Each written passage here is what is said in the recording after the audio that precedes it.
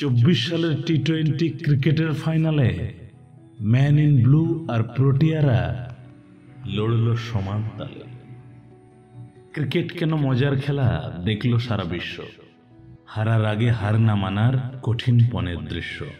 Choker তকমা ঝেড়ে ফেলে 26 বছর পরে প্রোটিয়ারা চেয়েছিল তুলতে ট্রফি ঘরে। ভারতবর্ষ একের পর এক ফাইনালেতে হেরে ক্রিকেট বিশ্বের ট্রোলের শিকার হচ্ছিল আখেরে। দুই গ্রুপের দুই অজেয় দল ফাইনালে জল মেপে বারবাডোজে লড়তে নামে প্রত্যয়ে দাঁত চেপে। টসে জিতে করল ভারত ব্যাটিং শুরু বেশ। হঠাৎ রোহিত আউট হতেই থমকে গেল রেশ। প্রথম ধাক্কা সামলে ওঠার আগেই আবার ঘা। ঋষভ দ্রুত আউট হবেন কেউ ভাবেনি তা। 2 ওভার না যেতে যেতেই এবার আউট স্কাই, যার উপরে ভারতবাসীর ভরসা অনেকটাই। আজকে এমন প্রয়োজনে সূর্য ঋষভ ফ্লপ। বুকের ভিতর আশার আলো নিভে গেল দপ। ভারত তখন স্কোরবোর্ডেতে 34 রানে 3। এখান থেকে বড় রানের আশাও দেখিনি।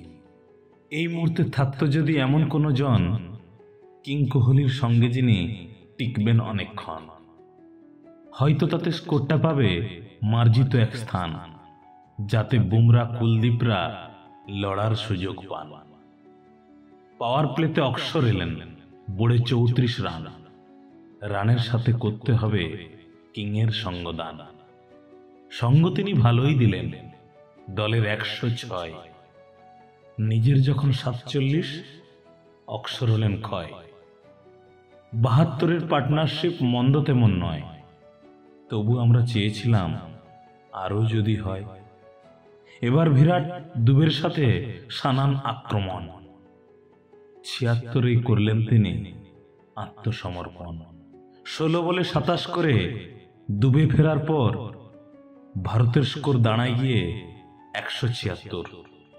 টার্গেট যে ভীষণ বড় এমনটা তো নয়। হলক করে বলাও যায় না এতেই হবে জয়। তবে দ্রুতই আউট হলেন হেনড্রিক্স মার্করাম। ক্রিজে তখন স্ট্যাভসের ব্যাট চলছে অবিরাম। স্ট্যাভসকে অক্ষর বোল্ড করলেন, দলের 70 রান। ক্ল্যাসেনেসে কুইন্টনকে করেন সঙ্গদান। এরপরেতে এই দুজনে যা দেখালেন ভাই, যাদব অক্ষর জাদেজাদের কোনো রেয়াত নাই। 9 ওভারে এরাই দিলেন 106 রান।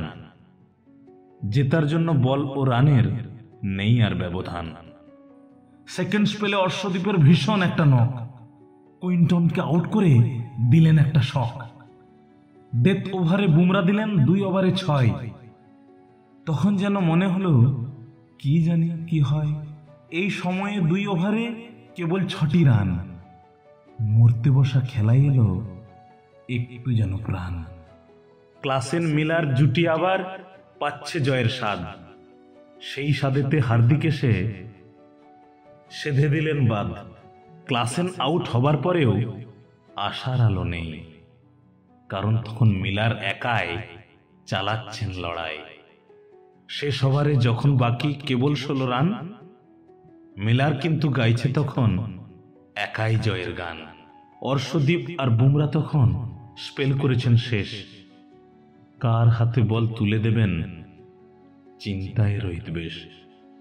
অনেক চিন্তা ভাবনা করে টিমমেটদের সাথে বলটা রোহিত তুলে দিলেন হার্দিক পান্ডার হাতে। শেষ ওভারের প্রথম বলেই ওয়াইড ফুল টস। লং অফেতে করছিল বল বাউন্ডারি ক্রস। কোথা থেকে ছুটতে এলেন সূর্যকুমার স্কাই। বাউন্ডারির ভিতর থেকে ধরে নিলেন তাই। গতির জোরে বাউন্ডারির সকল বাধা ফুঁড়ে শরীর শূন্যে রেখে বলটি ভিতরে দেন ছুঁড়ে।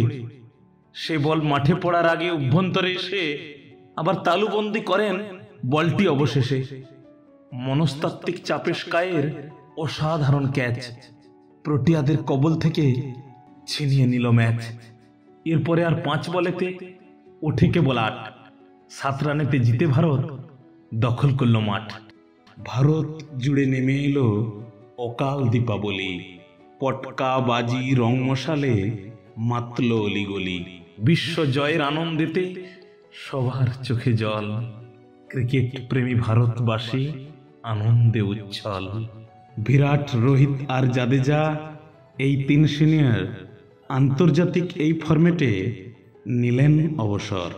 এতে আমরা কষ্ট পেলেও নেই কোনো অভিমান, কারণ নতুন প্রতিভাদের ছাড়তে হবে স্থান। জানি না কেউ হবেন কিনা এদের সমতুল, যাদের খেলায় মুগ্ধ হতো তামাম ক্রিকেট কুল। তবু বলবো ঠিক সময়ে নিলেন অবসর। ক্রিকেট প্রেমীর অন্তরেতে পাবেন সমাদর। তারা যেন বলে গেলেন ফর্মটা টেম্পোরারি, ক্লাসটা তাদের চিরস্থায়ী, প্রমাণ হলো তারই। ক্লাসটা তাদের চিরস্থায়ী, প্রমাণ হলো তারই। ক্লাসটা তাদের চিরস্থায়ী, প্রমাণ হলো তারই।